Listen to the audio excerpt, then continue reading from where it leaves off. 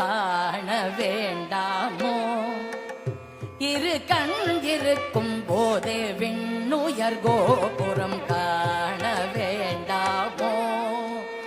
இரு கண் இருக்கும் போதே விண்ணுயர் கோபுரம் காண வேண்டாமோ? இரு கண் இருக்கும் போதே விண்ணுயர் கோபுரம் காண வேண்டாமோ?